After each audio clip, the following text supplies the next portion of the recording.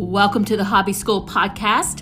Whether you're a seasoned hobbyist or just getting started, Hobby School is the perfect place to learn something new. My name is Dr. Destiny Kopp, and I'm your host of the podcast. But before we jump into our episode for today, the only thing I ask is that if you enjoyed the episode, please share with a friend and give us an honest review on your favorite podcast platform. This helps us get out the content to more people. I also want to invite you to get on our wait list for our next Hobby School Online Learning Summit.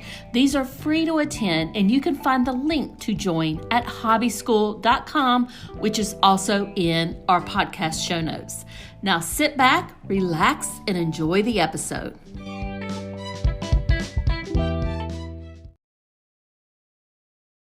And my special guest today is Alicia DeVore. Alicia is owner of Create My Garden, and she has been teaching for many years in the school system and then homeschooling her kids for the past 16 years, where gardening has become a central part of their life. So learning how to grow their own food with her kids has become a passion and has allowed her family to make connections around the garden. Alicia, I am super excited to chat with you today, and we're going to be talking about how gardening has changed up your family life forever. So before I get started in all the good questions that I have for you, can you tell the audience a little bit more about you and how you got started? Well, I have been in the homeschooling arena for the last 16 years. And 10 years ago, my oldest son was 10 years old, and he came to me and said, "Mom, I really want to dig and I want to grow a garden."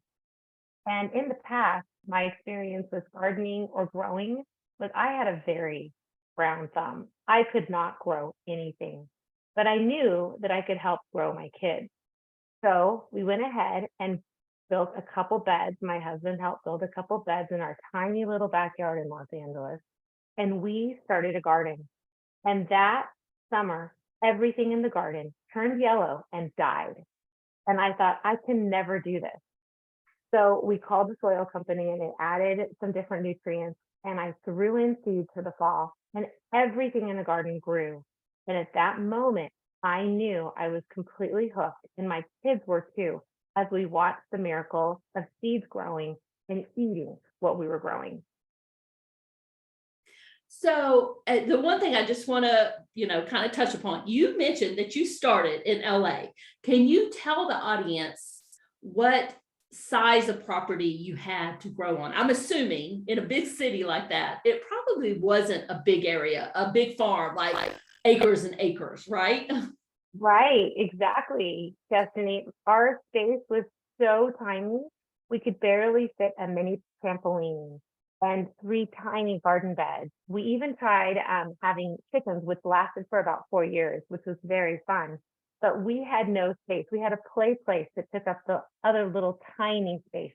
We were very smushed, and we were still able to grow so much food that we were able to eat from season to season after I learned how to grow.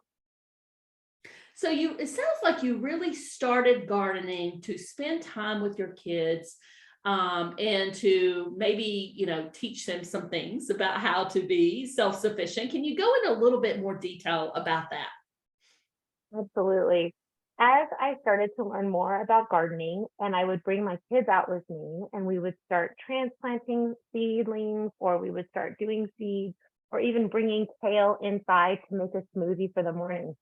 It started to energize my kids in being able to see things like grow in life. And we started connecting more and more in the garden, so much so that every day for our homeschooling days, part of our homeschooling time would be going out to the garden and seeing and observing, which is so scientific and such a fun thing to do. We'd get vitamin D, we'd end up playing and being silly. It was a time of connection where we all had our affective filters down and we were able to really see each other. The garden was a safe space for us. And then it became a safe space for me by myself in the morning. I would go out every morning before the kids woke up with my coffee, and I would just sit watching, no matter what was going on in the garden, no matter what season. I was just breathing in and enjoying. And soon the garden became so valuable to me as a mom that now it was re-energizing me to be a better mom during the day and energizing my kids during the day to have fun with me. So I loved what you said. I would just go out and just breathe it in. And that just reminds me of, a cold morning where you go outside and the crisp air is out there and you're just breathing in all that fresh air and all that goodness and everything that's coming from your garden. So I love what you said there. So tell us a little bit more about benefits in gardening with your kids. I know that you're doing it with part of the homeschooling curriculum, but some of us might not be homeschooling. But so tell us a little bit about that, about how that benefits maybe families who aren't homeschooling. That's an excellent question. I think being able to put something even in a container, a pot, and start your mini garden with your child, watching the miracle of things actually grow, giving them power and understanding the timing of the seasons and knowing that they in the future can grow their own food. There's so many benefits of connection time, of life skills that are happening, using the food that you grow and then learning how to make a new recipe together. None of that has to be done in homeschooling during the day. It can be done on the weekend. I've got grandmas that are emailing me and purchasing things from me that are helping them to do things with their grandkids and making connections with them when they come to visit over on the weekend. So gardening can be a part of a lifestyle that allows your family to breathe together no matter what time of day it's happening and through the season. And it's also such a great illustration in the garden when you teach your kids that the garden is sleeping right now during the very harsh winter months, but we're still planning, we're still preparing, we're still getting ready for the next season, and we're dreaming. It shows them that they get to dream for their own lives and they get to plan for their own lives. The skills that they learn by putting a garden together, whether it's in a container or a raised bed or in the ground, whatever space you have, is such a valuable space and time for them to connect and to learn. So what I kind of learned from what you said there, you don't need big spaces. You can just start with a container, start teaching kids how to grow their own food. What lessons, and I know you're using this as part of your homeschooling curriculum, but what lessons can we teach our kids about, and I'm trying to figure out the words here, but basically, growing our own food, not having to depend on others. What do you teach your kids related to that? Absolutely, self-sufficiency is a huge piece. Being able to allow our kids to see that we can have a salad for 6 to 9 months a year and go out and cut and come again and cut a few leaves off of like 6 different salad, like lettuces, and then come in and have nutritious things that are helping us to grow is very valuable. Being able to use our garden to show the real taste of food, not just from the grocery store. One of the first activities I love to do with kids is to say, okay, let's go ahead and grab something from a farmer's market and let's grab the same item from a grocery store and let's do a comparison. Is this gardening thing worth it? Why do we want to do this? Why do we want to invest in something like this? And every single time, kids come back to me saying the difference, like there was such a huge difference. All I want is the stuff from the farmer's market. And I'm like, well, that's the kind of food you're going to be growing in your own garden. The taste, the texture, the yumminess of food comes alive when it's coming out of a garden. When you're picking a little cherry tomato and you're popping it in your mouth in the midst of summer, there is nothing like that taste, that freshness that you get. And that's what we want to bring our kids to is let's bring more health, let's bring more life, let's bring the sun, let's bring observation, let's bring life skills, let's bring it into the kitchen. And I just know so many kids love to be with their parents in the kitchen, specifically under the age of 12. And they love to try a new recipe or love to cook, or let's pretend to have a cooking show from the garden. There's just so many fun interactions that you can do as a parent, helping your kids learn that these life skills can be something they can take with them wherever they go.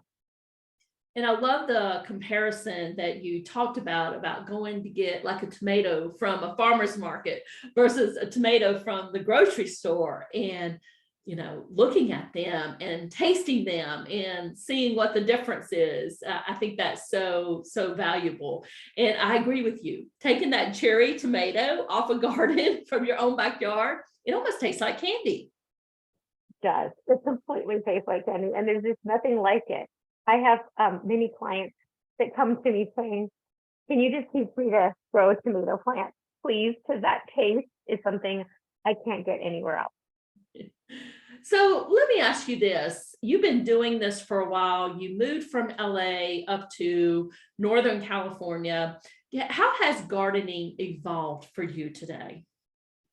It was a completely different experience gardening from Southern California to Northern California. And I had to repoint what it meant to be in season and what type of season each month was going to be in my garden.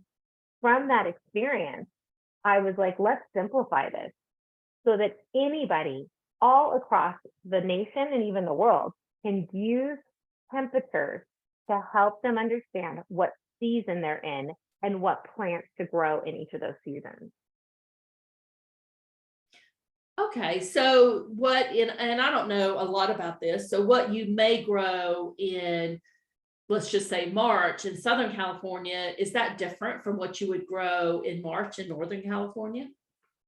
Yes, and a lot of things, people ask me all the time, what zone are you in? What gardening zone? Gardening zones don't matter because my gardening zone is a 9 and it matches what's going on in Florida. In Florida, they're planting tomatoes right now. If I were to plant tomatoes where I live, every single leaf, every single thing would completely die. I can't plant my tomatoes until after Mother's Day. So understanding the temperature, the highs and the lows that affect each of those plants is crucial. So learning how to let your garden grow in its own personality, depending on what's happening in the weather, is such a great key. It's almost a gift, and it gives you the ability to be able to grow more because of it. And I'm assuming that weather can fluctuate, right? I mean, I'm in Georgia, Atlanta, Georgia, and this past weekend it was freezing. I mean, it got down to below 32, and that probably would have killed anything that I had growing in my garden. So let me ask you this. What do you see a garden doing for a family nowadays? Oh, a garden that can provide at least, if you have 2 beds, let's just say you have 2 beds of 3x6 raised bed, you can get yourself salad for 3 to 6 months, from 6 to 9 months of the year. You can provide probably about 20 to 30% of your greens and some of your veggies, other veggies that you might want throughout the year with 2 garden beds. Can you imagine? So 2 3x6 garden beds. That's all you need to do all of that. Yes. So salad for 6 to 9 months and 20 to 30% of your greens and veggies. Yes, definitely. So I would say almost anybody, if you have any sort of land, you would have room for that. Exactly. You can use a vertical planter. A vertical planter can have 40 slots inside of it. I have 5 vertical planters, so I'm a little addicted, but I have herbs growing all year. I've got lettuce growing. I move my vertical planter in the shade in the summer. I'm using the temperature to know that I'm going to be planting red lettuce in the summer because red does better with hotter weather and will not bolt as quickly. So I've got some different tips and tricks that I can use my vertical planter to keep growing my lettuce all summer, even when most lettuces stop growing. Now, Alicia, do you have any last minute tips for the audience before we wrap it up here? Get your kids outside and in the dirt. Going outside and having that sunshine with the family is so important. Give them some seeds. go ahead and make it an observational time that every day they water just a little bit, not too much. They keep things going. They watch what's going on with the birds. They watch what's going on with the bugs. They are attentive to what's happening in the garden. It pulls themselves out of their own TV time, their own video game time, and instead it makes them think and process in a way that's so much higher level, and it brings connection. So I really think just getting outside. My youngest is autistic and he's 13, and he has very limited communication, but we go outside every single day and we go out to the garden, and I may not be doing anything in the garden. A lot of times I am just breathing. I am just enjoying. I am just looking at it. I am just observing. And he's out there with me talking. And as much as he can talk and tell me over and over different things, we're out there connecting. And there's something about being in the air and being outside in the cold or in the hot that gives us that time where he feels close to his mom. And it may be the only time in the whole day that we feel close together, but we feel close near the garden. It is such a great way to connect with your kids and connect with nature at the same time. And Alicia, thank you so much for joining me. Can you tell the audience where they can find you? And I think you have a free gift for them also. I do. I have a 3-themed gardens for kids that you can do that give you exactly what to do to plant a butterfly garden, a TP green bean garden, and a fun garden with like a salsa garden. So in this freebie, you can find it on my website at createmygarden.net, and you will look for it under the family fun gardening space. You can also find me at Create My Garden on Instagram. I am always doing crazy fun things on there. I'm starting a worm composting challenge in a few months. So I'm testing it out so people can see what's happening with that. I just have a lot of fun showing off what's happening in the garden because I want to make gardening easy for you so that you don't have to go out and find all the information, that you can just enjoy it with your kids and your family. I love that. I love that. So the worm composting sounds like a really, really fun challenge. So Alicia, thank you so much for joining me and sharing all of this with us today. Thank you for having me. It's been so fun.